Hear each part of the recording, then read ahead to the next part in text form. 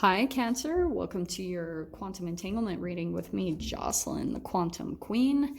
Okay, so let's dive in and see what's coming out for you guys. This is, of course, for Cancer, Sun, Moon, or Rising, and as always, welcome to my cross watchers. Crosswatcher, you could be you could be dealing with a Cancer, and the message could actually be for you. So feel free to take it however it resonates with you and your situation. Keep in mind that these are general and timeless readings, and if you guys would like to book a one-on-one reading with me, you can find my information down below in the description box. And just wanted to say thank you for liking, subscribing, and thank you for all the good karma donations. Okay, OMG, that was perfect. Okay, I'm gonna go ahead and take that. All right, Cancer, I think that, okay, so here's the Maiden card, the Maiden archetype that is coming out for you. And I think it's because I'm not so sure. It could be something about your own psyche coming out, because, I mean, this is an archetype all of us go through, male or female. It doesn't matter your gender. But pretty much what could be happening, whatever time in your life, there could have been a younger person, and it doesn't even have to be a younger person. There could even be someone that's even older than you that is still a little bit like youthful in their spirit, like very young. And I feel as though they're very like attracted and attached to you in some way, shape, or form. Like they just look up to you and maybe have become a bit obsessed. Like, and there's something almost about your energy. We'll dive into it, but the fascinating thing is we have the Warrior card, and I can't remember who had this. I think it was freaking, who was it? I can't remember. There was another sign that had this, and I cannot remember at all. But that's what I want to say is you, Cancer. I want to say that you're the Warrior. I feel like there's been something that's been going on in your path where you've just learned, like, a lot of your development, you've turned into almost like a shock absorber. You kind of like, you've learned how to take all of these hits, like a lot of disappointment, approval, and disapproval from people around you, or just shocking things that kept happening into your experience. It could even be for some of you a lot of like PTSD that was still kind of chemically stored in you. And so there's probably a lot of things on your journey that you've been through that have just made you very tough, thick-skinned. You know, that's kind of what I'm seeing with the Warrior. Like there's just this part of you that you've had to shed multiple layers of yourself with that snake, which is crazy. I just saw a snake yesterday. But what's happening now is that I feel as though just along your journey, you've lost a lot of your innocence. You know what I mean?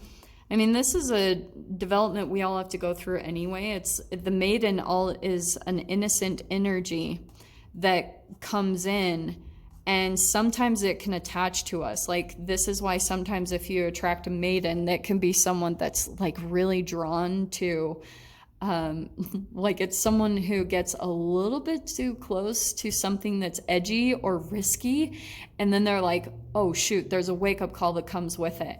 And I feel as though that's someone that's kind of drawn to you right now, Cancer. Like someone could be very drawn to, there's this innocence about them that's almost dormant inside of you. That's the fascinating entanglement within you and this person. Let's dive in, because this is a really interesting message. So I am wondering if, Cancer, there's someone that's almost either they have in the past or they are right now, or this is someone that's coming in. I don't know who it is, but there's this really interesting entanglement you're going through where I think someone is really attaching themselves to you. Like it's a little bit like, I think even for some of you, you feel a bit uncomfortable with it. Like you're kind of like, you don't like it. And here's what's interesting. It could be a Pisces, but there's the crab, so that's the Cancer. I'm going to go ahead with that. And I feel as though that's you. I mean, that's the connection to the moon. That's your card completely. The moon rules Cancer, and vice versa. So there's almost things that this is your subconscious, though. This is the deepest parts of your psyche that are coming up through this entanglement, and it is for a specific reason. So with the World card, I feel as though there's something coming to a completion here through this entanglement. It could be a part of you that is still like, maybe there's even a connection for you, Cancer, in your life where it's been vice versa. There's been someone that you've been very drawn to where you see them as kind of like a warrior, and you were drawn to that part of yourself in them.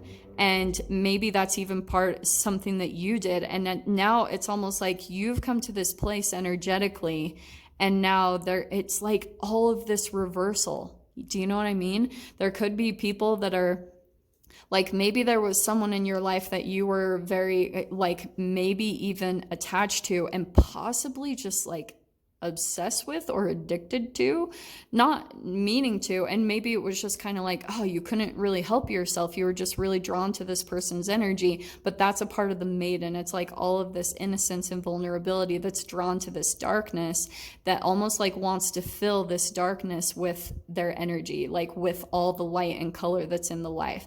That's the fascinating thing about life and these entanglements that come together anyway, is there's so much to be learned by both, because I feel like that's kind of what you did. It's like, this is bringing life back into here. And then, do you know what I'm saying? And then there's this really interesting entanglement that will happen through both. Like maybe this type of energy that this maiden will have to go through with this person will pull them into this. This can be a long, hard road with this type of relationship. Because if you're dealing with someone who's deeply wounded or just is still energetically dealing with all the shock that they've been through in their life, then, and that's subconsciously, like there's all of these, you know, there's this confusion, and this is what's going to be coming up through all the retrogrades, especially right now, is these things that are going to be coming to a completion, because it first has to come up and be almost registered, almost like, there just needs to be closure and conclusions around emotionally what happened, you know, for it to really set in and for the past to be completely moved on from. But I just feel as though mainly the emotions are going to be coming up to the surface around this. So let me see. I do feel like there's a person that's coming in Cancer, but let me see what comes out first.